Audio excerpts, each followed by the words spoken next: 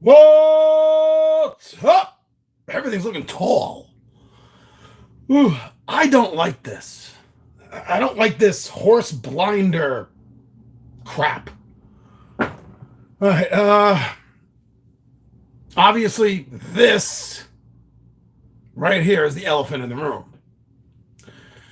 So I don't know what's going on. You might have noticed I haven't been able to do the last couple of live playthroughs. I haven't been able to do that, and the reason is because it's not working. I've been I set my camera to horizontal. I lock it in the horizontal position. Load up to go live on YouTube. Set everything up. Go to the little side, right here. I think maybe from your point of view, right here. I don't know. I'm using a Droid. I'm using an Android. So I go right over here, my Android, and I press the button for the YouTube, and to also put it horizontal. So I'm locked in horizontal. I tell the app to go in horizontal. It shows me the little icon that it does. Then I go live. It goes a couple of seconds in, and then all of a sudden my screen goes dark gray, showing me a symbol that I gotta change positioning back to portrait. I gotta go vertical. Why? Why has YouTube been forcing me to go? I'm doing board games. Okay, I gotta call the police on you. There's actually an ambulance, but I'm doing the board games. I need the wide space. There's no board game in the world that looks like this, for Christ's sake. But for some reason, YouTube Live seems to insist that my Android can't do it, and it has to only be in this vertical portrait crap. Horse blinders. Literally, horse blinders. This is how carriage horses are forced to live their life. Nothing but tunnel vision.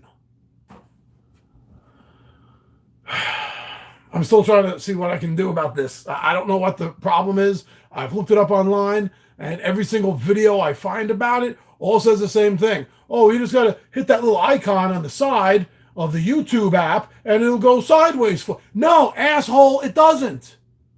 It doesn't. I'm not a moron. I know how cameras work. I know how phones work. I know how this... I'm a tech idiot, but there are some things like this I know. I know how to shoot a film from a camera. So that's a major problem right now. The Sunday games, the Pixie playthroughs, like the Hero Quest and stuff that I'm doing, that's just too big for me to pre-film and then edit the whole goddamn thing and then to get it up. One of the reasons I do all the playthroughs live is because it saves me time. And also, at this point now, if I'm not filming when I'm playing a game, I feel like I'm forgetting something. But I tried it with my tablet, right? I tried it with my tablet, which is also a Droid, and the same damn thing happened. Same MFing thing happened. So now what I'm going to do, I think, for this Friday here. And this is too high. This is too high. Wait a second. I gotta.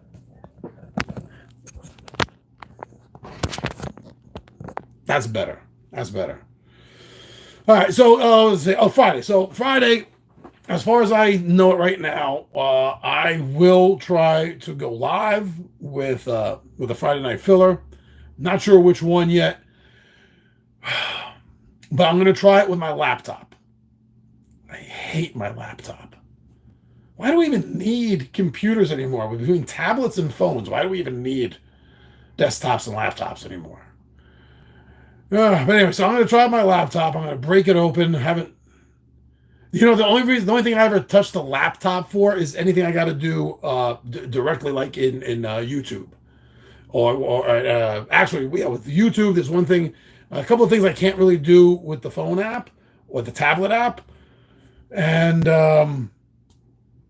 there's one other thing. I need. Oh yeah, which I don't do anymore because it's just I just hate taking the time for it. Is I need the laptop when I used to put the links of my videos up on Board Game Geek. It doesn't work with the phone app link. And when I'm on the phone, which I'm doing 100% of my work on, I can't get the non-phone link to the video. So those are really the only two things, only two freaking things I even bother using a laptop for.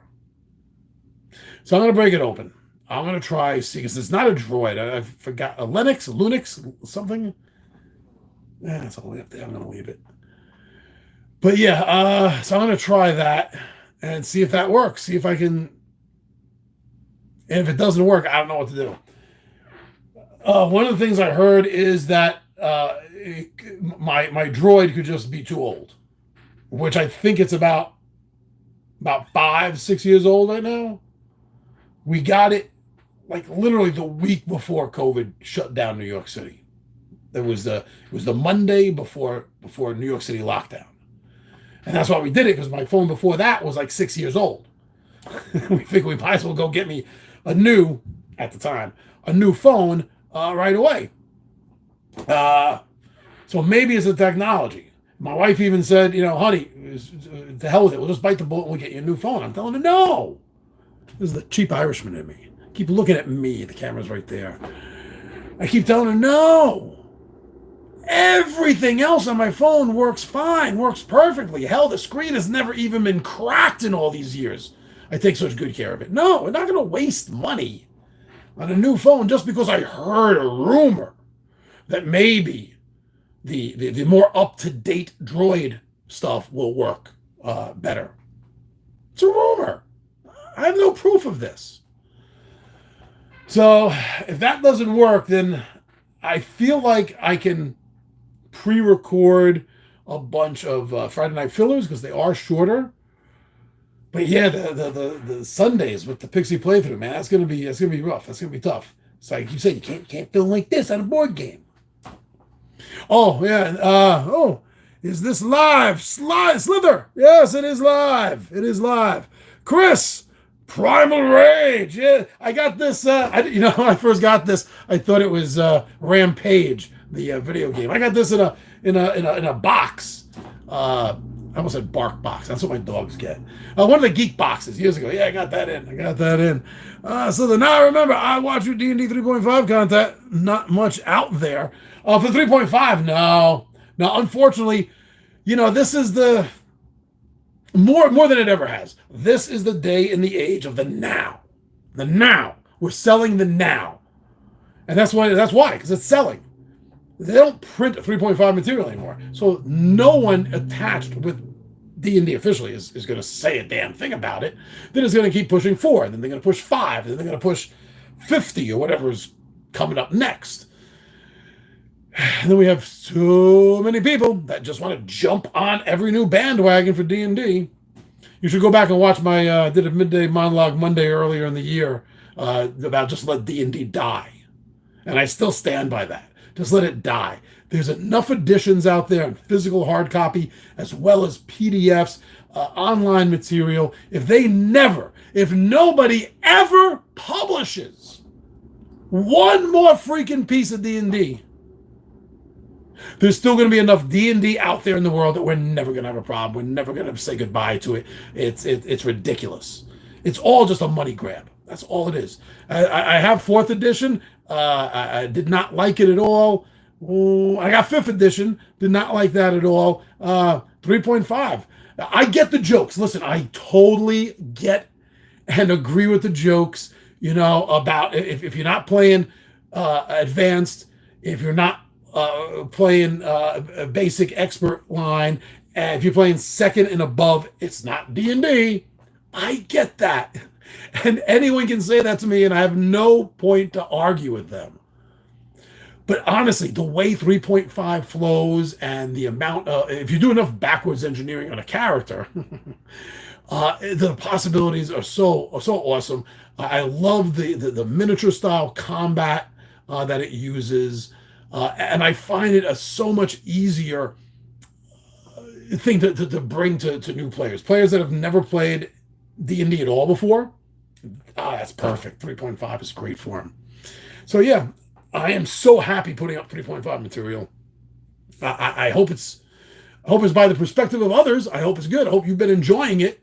Me, the 20-sided warrior, has been having a hell of a time putting it up. And by the way, our Tales from the Table is right now we're doing Werewolf the Apocalypse, right? Is that what's up already? I'm so many months ahead of schedule.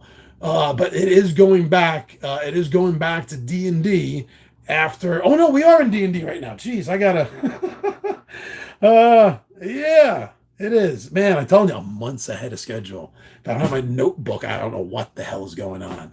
But yeah, so some D&D in that, and then we're going to be doing some Werewolf the Apocalypse for about 3 or 4 episodes, and then right back into D&D.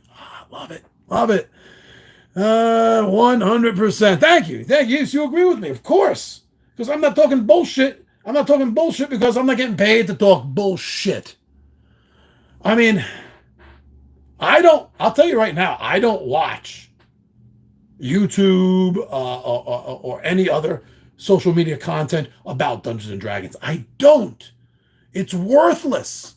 It's a waste of your time. At least it's a waste of my time. I'm not going to tell you how to spend yours. But to me, it's a waste of my time. Why the hell am I going to listen to these D&D doomsayers? That's all they are. Right? There's the English girl with the glasses. There's the older English guy with the glasses. And this dude with the dark hair is always wearing the toque on his head. Or I don't know. Every single one of them is just doom and gloom for clickbait's sake. That's another reason why I did that video. Just let D&D die. Because that's all they're doing is stoking these fires. And you know, it wasn't until like 4th edition came around, or maybe in later 3rd edition, 3.5, 3.75, which yes, did exist. I'm telling you it did. Right? The tail end, that last year before it went to 4th edition, you know, they started altering the rules enough, getting people a soft launch, getting them ready for 4th edition. So yeah, there's 3 edition, there's 3.5 edition, and there's the unannounced, unconfirmed, but yet it exists, 3.75 edition. Yeah, anything after that, though, there's no point. So there's no point for me watching any of these people. Why? Why am I going to watch them? The only reason I would watch them, and that is to get content to do videos talking about them and how wrong they are. But this is not that channel. When have you ever seen me come on here and diss other channels, other content creators? Never. I have never called out another content creator for anything. No bad thing. I'm not wagging my finger at anybody. Trust me. I could do a whole channel just on that. I don't got the time. And it's a waste of energy just to continue on that negativity, that hatred. Right? Agreed. Will Wilson, what's up? So we got Slither, we got Will Wilson, Chris, all in the house. Thank you very much for joining, everyone. 13 minutes of me ranting right here in the beginning. Oh, yeah, see this? So I jammed my thumb about 2 weeks ago. And, man, the pain goes all the way right down here, right into the wrist. Kind of comes around a little bit. I've only had this on for a little more than a week. I had this on for a little more than a week. I've shot so many videos. It's going to look like this thing is on my hand halfway through 2025. It's not. It's all good. So let's get to some questions here. There's one in particular I know from our old buddy Starship, and I'll say your name the way I like to say it, that I definitely did want to address here. All is good. Don't read into that. So the first three between 2 different videos is from our friend Shogun Steen. Please check out his channel. I do enjoy the Shogun Steen. He does more than just board games. He does a lot of different kind of reviews, and he does something really cool. And I mention this a lot because it's worth it. I don't think anyone else does it. He does board game reviews based on color blindness. He suffers from color blindness, and he uses that to say, hey, check this out. These are problems or not problems with board games and their colors. I appreciate that. I have a slight green and blue kind of blend a little bit to me. So yeah, I appreciate that he does that. So please show a little love to Shogun Steen. He works hard. He works damn well hard. And so yeah, two of his comments were Tabletop Takeout of Battlestar Galactica. That was the Fantasy Flight game.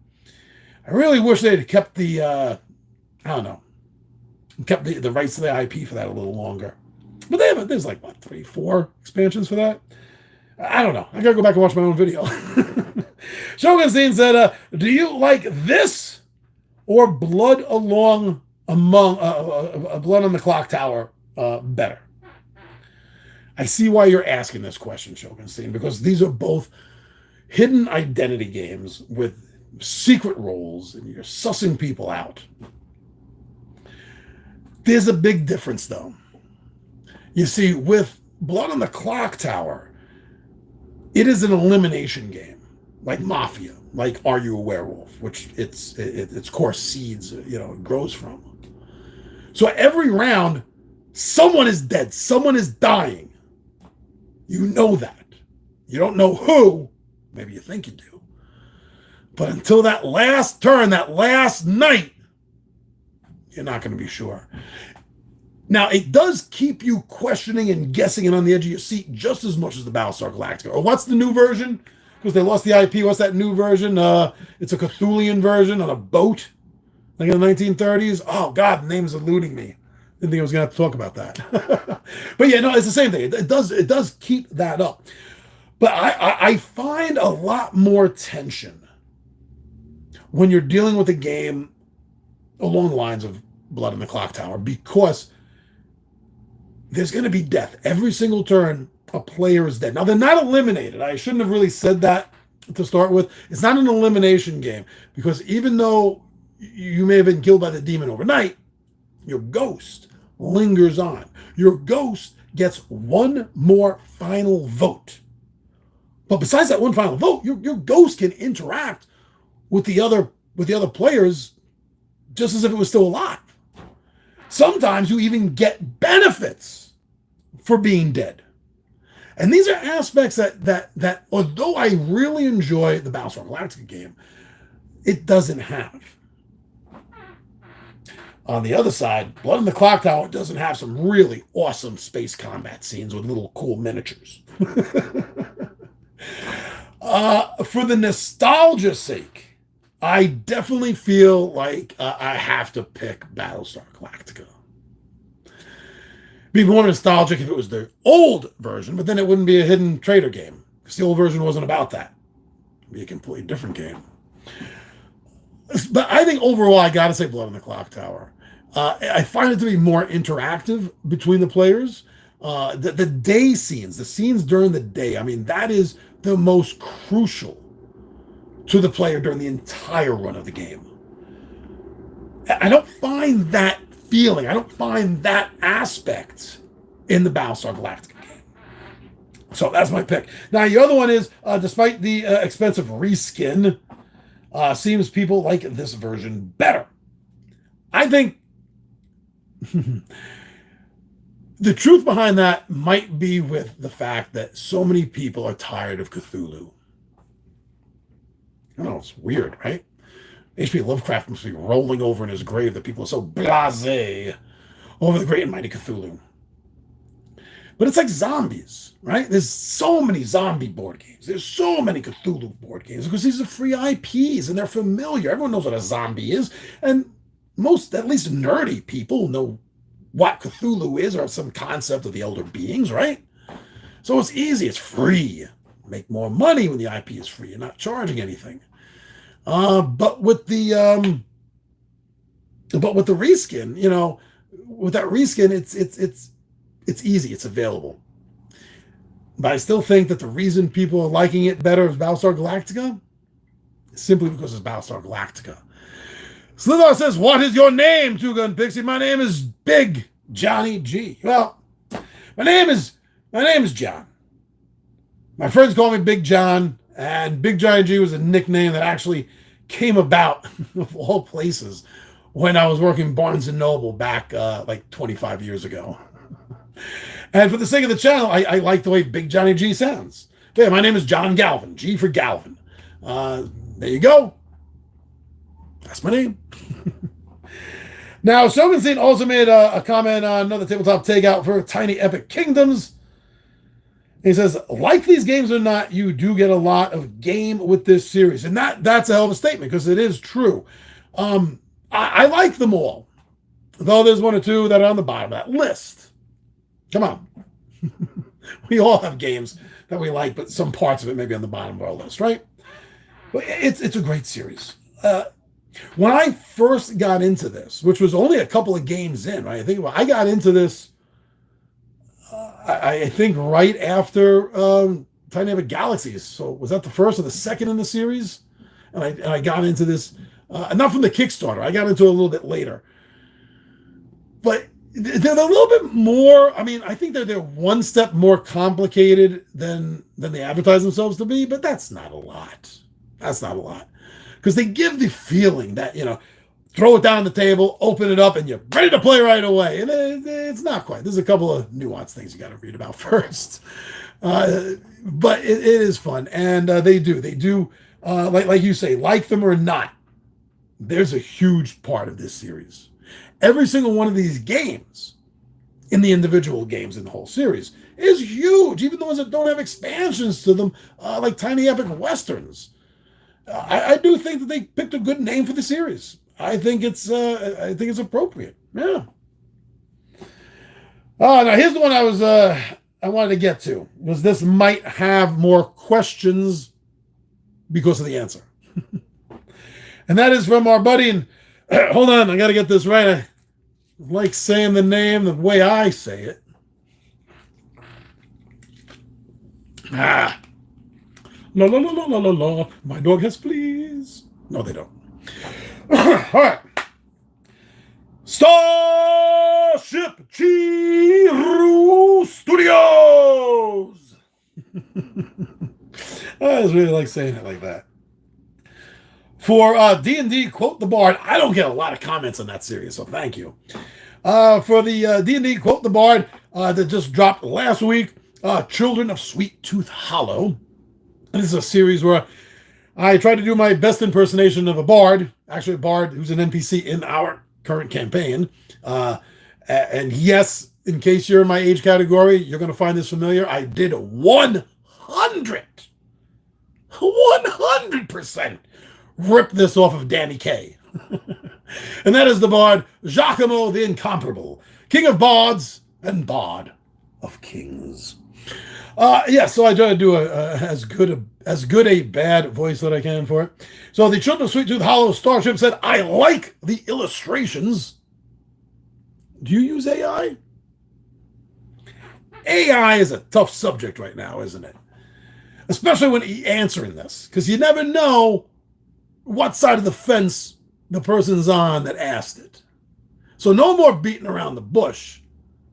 Even if I wanted to lie, I couldn't. I mean, just look at the stuff. Yes, I use AI. The Bing search engine has a DALL-E 3 program that I tried a couple of free ones. I like this one the best because although it, I mean, what was it? There's 4 lines. 8, right, on the poems each. So it's like a minimum of 8 illustrations on most of my poems. It takes me all day to do those because I got the images in my head, right? My mind, my imagination creates the image. I don't have the talent to draw it, paint it, execute it physically in a visual manner. So now I can. But trying to get these damn AI art programs to understand what I'm telling it seems a lot more time consuming than you would think having the computer do something for you would do. But using it for a while now, I understand why. It's when I'm trying to explain it, the image I've created in my mind that I want to see represented, there's a lot of things that I, as the creator in my mind, am taking for granted and not fully explaining to the program, to the AI. what I'm trying to get across to it. So my experience working with art with AI, there's also another problem. If I put in too much information, it's like information overload, and it completely forgets half the shit I tell it. And they're like, make shit up. I never asked for a sun with a laughing face in the sky. Where the hell did this come from? It's frustrating working with AI art. Because again, I walked into this thinking, oh, I'll just tell it, oh, make me a picture of the Kool-Aid man wearing a Batman costume, and that's what it would be. But then you notice that that's not all you're picturing in your mind. I'm not explaining to it, that I'm also picturing it, in the dark streets of Gotham at night, and there's the bat signal in the sky, or in this case, the bat Kool-Aid man sign in the sky. So you got to go over and you got to tell it things again and again and again. And then when it starts getting one thing right, it like forgets shit that it was already getting correct to begin with. Oh my God. Oh, I wish my old buddy Dennis was still doing art for me. Only artist I ever knew that did art for free for me. That's it. But I do everything for free here. I don't make a penny off of this channel. I don't make a penny off of anything I'm doing anywhere on the internet. So that's my long-winded answer and explanation why, yes, I do use AI mostly I just use it for the Two-Gun Pixie Giacomo poem bits. Every now and then, I used it for, I got a bunch of videos coming up about Werewolf the Apocalypse, the role-playing game, about character creation, about game information, setting information. And I did use some AI art from Bing to help fill in some spots of just like dead air. It's like when I'm editing a video, like my Mondays and Tuesdays, I'm on screen most of the time for those videos. Like my Wednesday unboxings, I'm really just on screen for the intro, because video's not about me. That video is about the product. It's not about me. So that's why I do it. But I just got off track. I just totally got off track. Oh, for the AI. Yeah. Boom. Mind fart. All right. 2 GPs, a full catalog, 24. Shogun Scene said 3 months ahead is legendary and old news. I'm just hitting the 6-month mark. What that means is my Monday, my Tuesdays, my Wednesdays, and my slideshow Saturdays, all completed, filmed, edited, uploaded, and dated for release. 6 months ahead of schedule. I'm just now starting to get past that. And I firmly believe that at the rate that I'm going, by December, I will be a full year ahead of schedule. And at that point, I'm calming the freak down. Well, when I say ahead of schedule, there are a few gaps in there. The last, the first Monday of every month, I do the What's Up, whatever the month is, December, January, February, March. You get it. December is the last month for that I recorded, because I started realizing that I'm getting far enough ahead of schedule. I do have some videos up to December. Not full weeks, though. But I did notice, and I thought to myself that I can't drop What's Up month anymore, because I'm so far ahead of schedule. If I have to change something in the lineup, then I just got to redo the whole damn video. I'm not shooting the same damn video twice. Outside of an emergency, I'm not doing that. So, like, my first Monday, and, the last year's live, last Monday is always going to be lives. So I'm not ahead of schedule on those. Just the 2, sometimes 3 Mondays in between. And my Tuesdays, I'm just cracking more than 6 months on that now. Wednesdays, my unboxings. Oh my God. My wife would never let me buy another game again if she knew. No, I'm stretching the truth there. But seriously, I'm like a year and a half, a little more, on my Wednesday unboxing videos. So yeah, I'm legendary, huh? Shogun Steve, 3 months ahead of schedule. If I'm legendary for being 3 months ahead of schedule on almost all my videos, then what am I for 6 months, brother?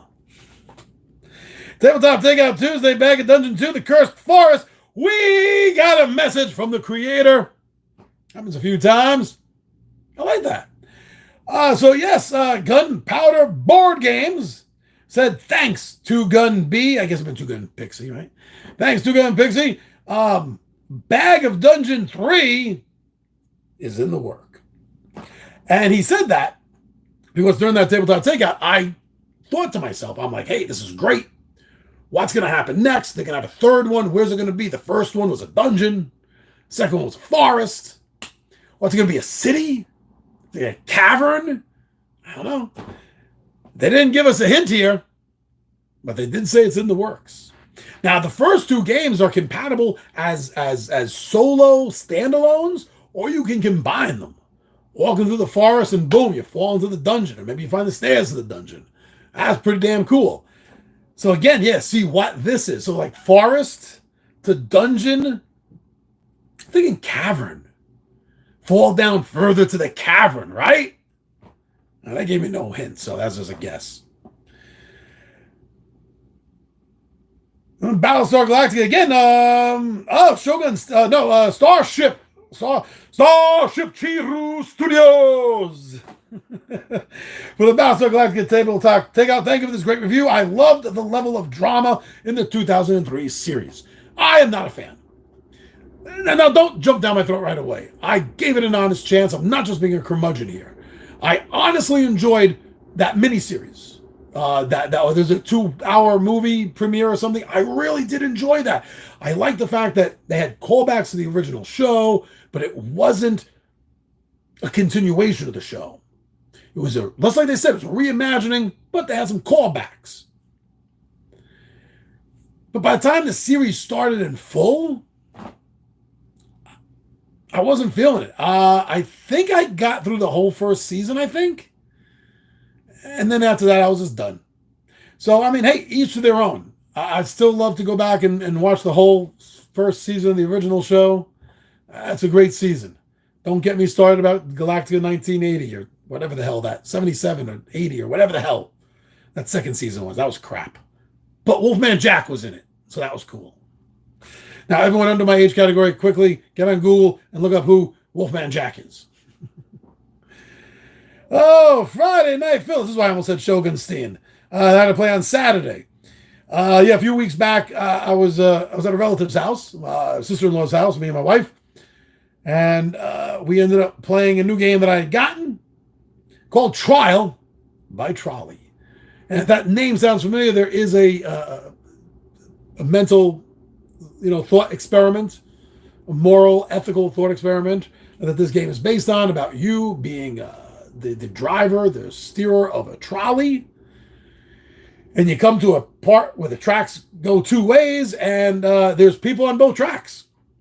And you're going to hit someone. Who do you hit? And this game puts a really comical twist on it by using innocent cards, guilty cards, and then modifier cards. And we had a great time playing that. It was a really fun game. I want to play it again with more people now. That's the next step, is to get this more of a party game. And Shogun said, we need it, because by the way, he's from New York City like I am, even though he doesn't live there now. Shogun said, we need a good LIRR or a Metro North game. Well, I mean, I swear, during the height of COVID lockdown, somebody successfully kick-started a New York subway game. I'm positive I remember that. I'm positive I do. But yeah, otherwise there's what? There's crap as long as that category goes. We have Ticket to Ride. Ticket to Ride has a New York version. That's okay. But yeah, we don't have enough. We need a Mab Stoa, right? Or LIRR kind of game. Anyone knows what I mean when I say Mab Stoa, put it in the comments. My dad was Mab Stoa. Shogunstein also liked the tabletop takeout for Star Wars The Outer Rim with Unfinished Business. Now, I usually don't do expansions on that episode, on that series, but this is such a part of the core game. Should have been part of the poor game? The poor game. That poor game. It got left out of the core. No, it should have been part of the core game. And it says, do you think the Star Wars IP is quantity over quantity? Shogunstein wants to know. I'm going to make an assumption that you are not talking about board games here. I know you. We have conversations. We text to each other, Shogunstein. We're Facebook friends. You mean something a little bit deeper than this right now. Do I think Star Wars IP is quantity over? Well, you wrote quantity over quantity, but I guess you meant quantity over quality. I got you. For board games, no. I think they could have more. I would really love to see some more Star Wars games. Some of them have maybe some solo possibilities to play. I'd like to see a nice Star Wars dice game.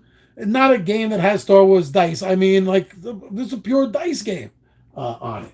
That'd be cool. But that's not what you're talking about.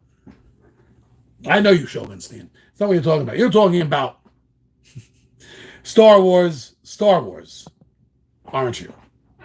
So they are.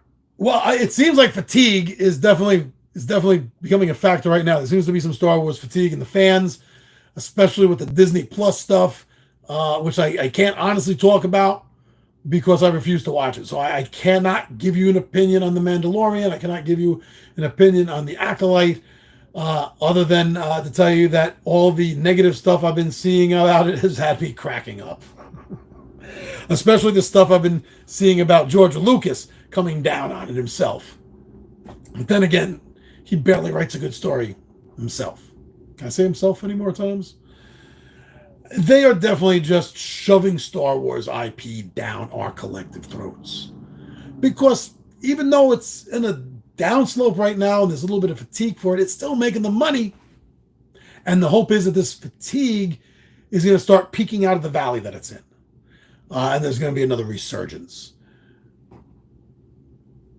Now, on a side note, I think a lot of that resurgence, as far as Disney goes, and this is weird because I'm not talking about board games on this channel right now, so let's finish this subject up. I think that with the massive amount of success of Deadpool Wolverine, we are going to be seeing some different ways of thinking for the Disney live action Marvel and Star Wars stuff moving forward. But yeah, it is definitely quantity over quality these days. And wow, that brings us back around. Pixie playthrough from last month, The Prophecy of Telor, quest number 1, Return to Mellar's Maze. Stephen Gilbert, our old friend. How you doing, brother? Hope you and yours are well. Stephen Gilbert 8166 said, woohoo! You got energy. I love you, brother. I made the last half of the live stream playthrough last night. Very enjoyable. Fantastic playthrough, bro. We'll enjoy the full show later when I watch it all the way through in the lounge. You got a lounge. Dude, you're living this life of Riley there, my friend. Woo, great. Yuli Dubak. I never say your damn name right. Yuli Dubavk. Yule. Said great video, John. That's also for the Prophecy of Telor. And Ranorak 123 said, props, man. You have been putting up videos for years. Glad to see you are still doing it. And I I'm glad that you're still here checking me out, even if it is from time to time. That's right. This is going on, dudes. This is going on like 8 years. Now the regular everyday stuff is just getting into is like 6.5, 6 right now. Yeah, we're just about the 8-year mark. And being just about by the end of this year, being a year ahead of schedule, by next year, instead of being 9 years, I'll be at the 10-year mark a year before that. No other YouTuber can say they do that. I am a unicorn here on YouTube, my friends. And I do it for free. I'm not monetizing shit. All for fun. That's what I mean when I say this is a for fun channel. Tabletop Takeout. Warlock tiles. Yo, I got a lot of Warlock tiles. I got a 5-level shelf filled. And the 5th level has got a 2nd level of stuff on top of it. Oh. I shit you not. I shit you not. Look at that. There we go. There we go. Ho, ho, ho. There we go. I love me the Warlock tiles. Amazing set.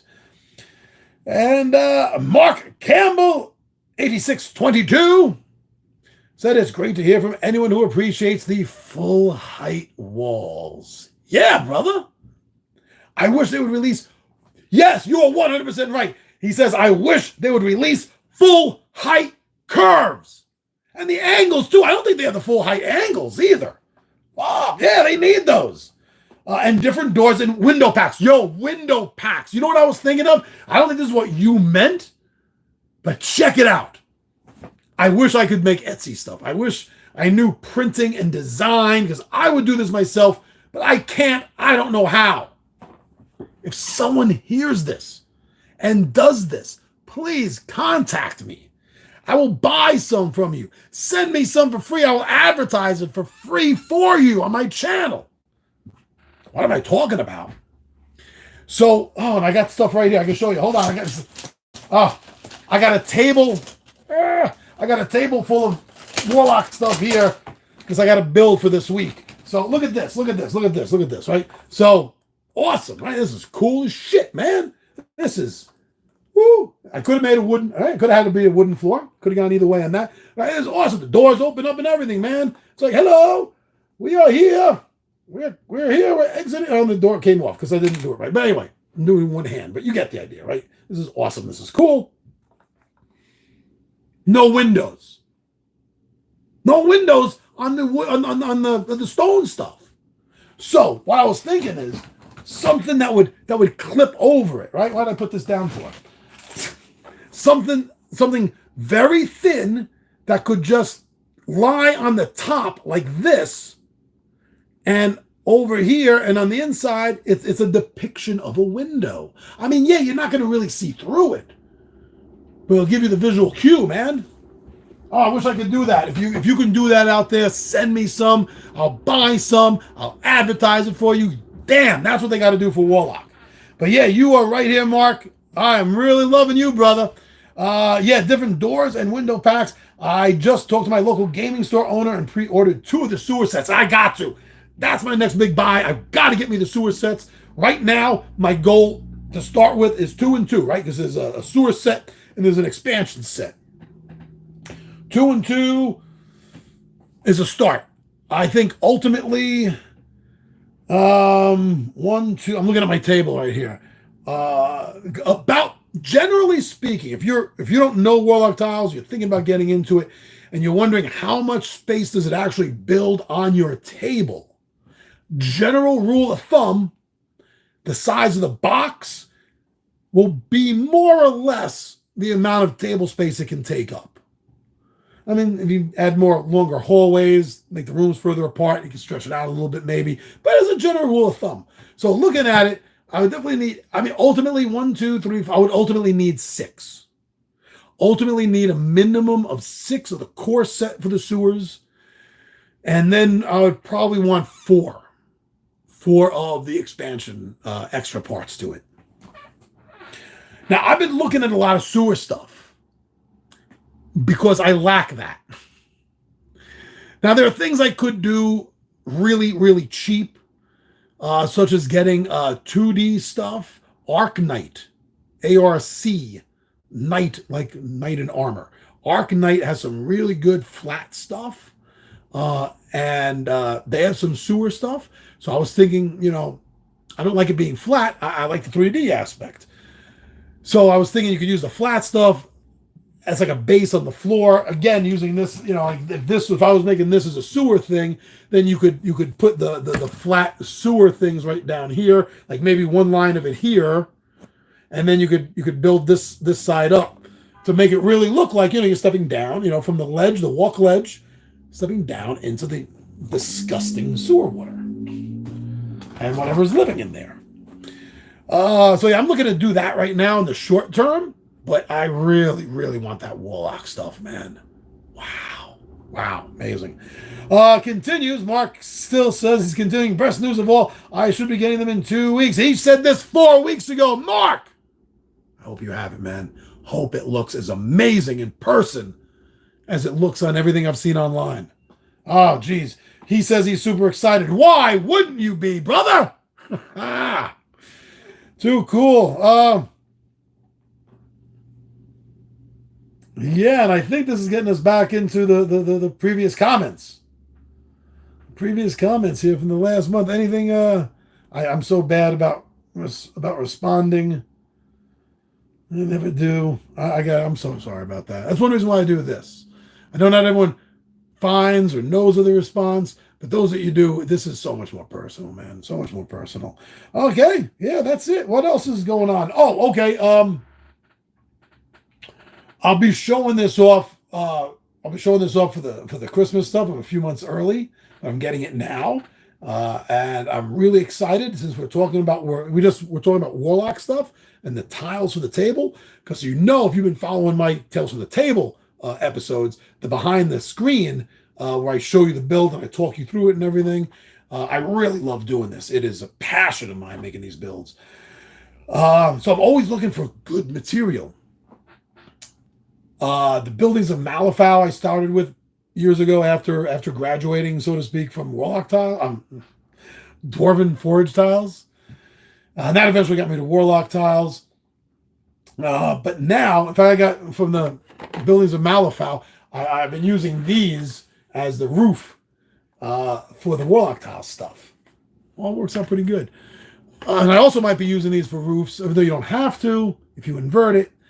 I just got word that we're getting a bunch of from Gale Force 9. We're getting a bunch of their tenfold dungeon stuff. We're getting a bunch, if not all, of the currently released sci-fi stuff. Starship Vengeance, Daedalus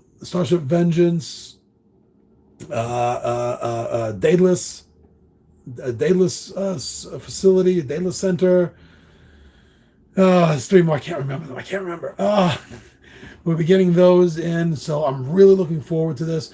I've used the tenfold dungeon stuff before. Can you see it here? Yeah, you can. Right here. This one right here with no name on the side. That's a Conan the Barbarian, Conan the Cimmerian Tower of the Elephant game. And that uses the tenfold dungeon to build the ziggurat tower up. And so the flip side of it looks like the outside of the building. And then when you flip it up to the open side, everything inside is detailed. Also, not too long ago, we put up a video here on the channel for a Kickstarter game I got a while ago called Arceus. I think I'm saying that right. Arceus, which is kind of like steampunk meets the Brandon Fraser Mummy movies. And that also uses tenfold dungeon stuff, though that's half wall size. From what I've seen, most of the tenfold dungeon stuff is the full 2-inch height walls. I think people don't like the 2-inch height walls because it kind of interferes with some of the visuals when you're looking down at it. And it might also make some photography a little trickier. It doesn't really. Yeah, I don't understand why people don't like the full height 2-inch walls either. More people should. Actually, I think because of the way some of the miniature characters are and a couple of the miniature terrain stuff, I think it should actually be like 2 inches and like a third or a fourth or something, just a little hair higher. But otherwise, it works fine. It works fine. Oh, another system I got was here's an example of it. Is Battle Systems. Battle Systems makes some good cardboard stuff too. And it's good. You could just mix all this stuff up. Mix it all up. It's wonderful. It's great. Okay, and looks like that was it on the live stream questions. So I'm feeling this might be about over. I've gone through all that. Unless there's something else anyone wants to talk about. We're almost an hour in. I'm feeling good. I don't think there's any more of an update on anything I need to give you. No? I think that's it. Just, keep looking forward to me fixing this. Keep looking forward to me fixing this. God damn it, I hate this blinder crap. So maybe the laptop will fix the problem. We'll find out. We'll find out on Friday. We definitely will. Shogunstein says legendary. Thank you, brother. Thank you. Yeah, so are you. Always have been. Shogunstein has been one of the few individuals. There's a few of you. There's one of the few individuals that's pretty much been with me since the start here. Props to you, brother. Loyalty. I dig that. Totally. All right. Dogs have been quiet. I gotta go see how they're doing. All right, everyone. Thank you very much for joining me. Keep this up. Let me know. Let me know what you think. Let me know what you. Oh yeah. There's something that happened a few months ago. I'm finally gonna be getting to it. I just remember now as I saw it in the reflection here. Reflection. I just call this a reflection. No, there's this that got voted a few months back. For Shelf of Shame to be taken off the Shelf of Shame and finally played. So again, as soon as we fix this whole horizontal vertical problem, me and a couple of the guys are gonna get this to the table. That's definitely happening. All right, so thank you very much for joining me, everyone. Thank you for the comments. Thank you for watching the videos, for liking, for sharing. I'm your buddy Big Johnny G, and I am out of here. Yeah, the button. The button.